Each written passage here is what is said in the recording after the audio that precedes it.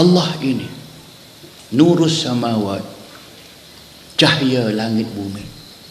So Allah nak hidayahkan makhluk kita ini dengan meletakkan Allah sendiri itu yang Nabi sebut tadi, huwa nurun fa anna ara. Bila orang tanya Nabi, Isra Mi'raj yang kamu sampai kepada peringkat fa auha ila abdihi ma auha, maka diwahyukan kepada Muhammad itu apa yang diwahyukan. Sahabat tanya, hal tara rabbaka ya Muhammad ya Rasulullah, adakah Tuhan hamba dapat melihat Allah pada ketika itu wahai Rasulullah? Dalam satu hadis dia jawab, dia kata huwa nurun fa anna ara. Huwa nur, dia cahaya. Fa anna ara, nak tengok macam mana. Yang penting, kerana itulah kita menyebutkan bahawasanya bandingan antara gelap dengan cahaya ini dapat dibandingkan seperti malam dengan siang. Bila malam gelap, Allah nak tunjuk beza ke antara cahaya dengan nur dengan dia. Arti dia buat bulan kepada kita. Kita dapat, kalau tanpa bulan maka gelap, kita tidak tahu langsung apa makna cahaya. Yang inilah yang kita sebutkan sebagai pembuka akal manusia, mesti dengan cahaya. Tapi cahaya itu cahaya hidayah, cahaya petunjuk. Kalau akal kita tidak ada cahaya itu, tak ada ilmu. Tengok dia katakan, yu'til hikmata man yasha wa man yu'tal hikmata faqad utiya khairan katsira wa ma yadhakkaru illa ulul albab. Yu'til hikmah, dikurniakan kepada makhluk ini, khasnya manusia, al-hikmah.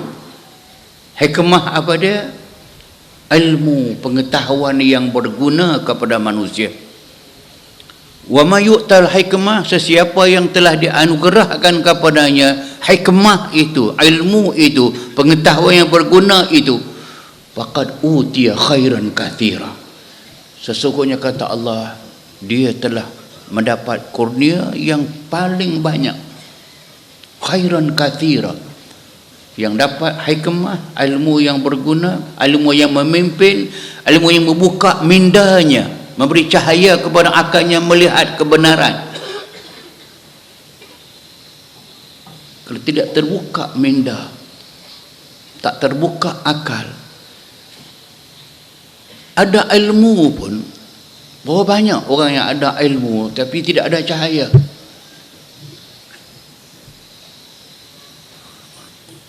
Wa man lam taj'alhu lahu nur fama lahu min nur. Orang yang memang dia tidak mencari, tidak hendakkan kepada cahaya hidayah itu, Allah tidak bagi kepada dia, memang dia tak dapat cahaya. Dia ilmu banyak mana pun, tinggi mana pun ilmu ini, orang boleh sesat. Boleh sesat. Kalau yang dapat ilmu tidak mesti banyak, sedikit. Contoh dia,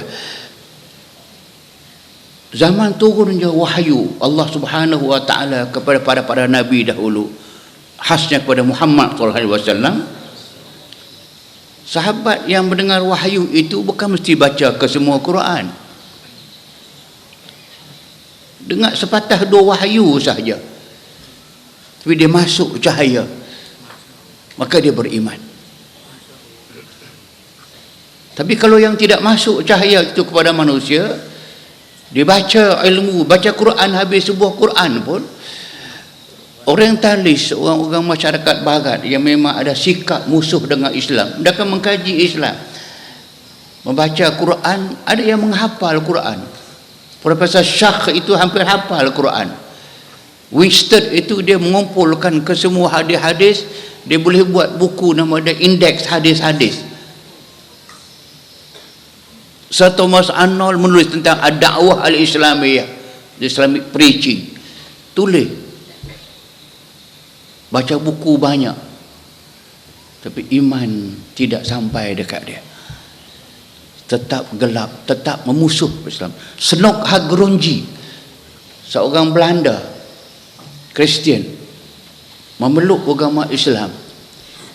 Orang semua percaya dia Islam. Dia pergi ke Mekah, duduk 14 tahun di Mekah. Pulang semayang masjid, semayang Jumaat, semayang tarawih. 14 tahun duduk di Mekah. Pergi belajar ke semua guru yang ada di Masjid Haram itu. 14 tahun keluar dari Masjid Haram, balik ke Belanda, isytihar balik dia murtad.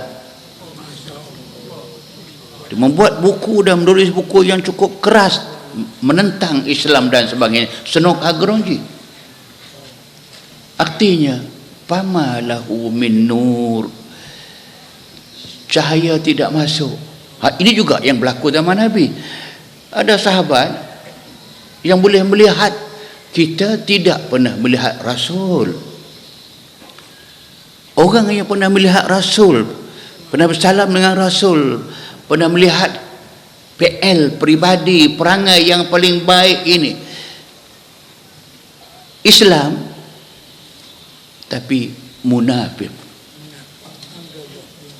Islam tapi munafik. Sampai ada surah pun, suratul munafiqun. Kenapa? Cahaya tidak masuk. Mengapa tidak masuk? Kerana mereka tidak buka ruang untuk masuk cahaya itu. Kalau niatnya tidak masuk Islam bukan untuk mencari kebenaran, mencari hak. Sama tadi, malah orang kita pun banyak yang pergi mengaji Islam di luar, balik dengan master's degree pengajian Islam. Malah ada yang balik dengan PhD doktora dalam pengajian Islam, balik masuk UMNO lawan PAS.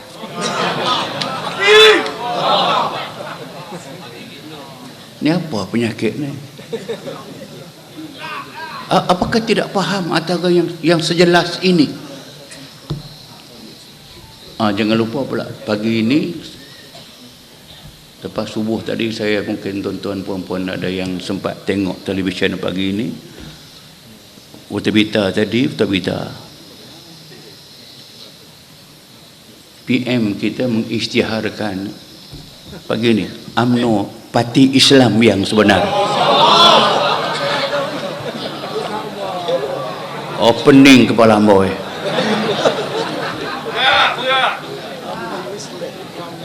Ya. Tengok tok kebangan keluar besok ataupun ulasan kita parti Islam yang sebenar. Tengok. Sebalik tadi balik. Kenapa berlaku begini? Dan tokoh kita, Tok Budi selalu mengulaskan, kenapa orang Islam mengaku dia Islam tapi dia menolak sistem Islam. Orang yang mengaku Allah Ta'ala itu maha sempurna, tapi undang-undang Allah tidak sempurna. Ini sampai hari ini bermasalah.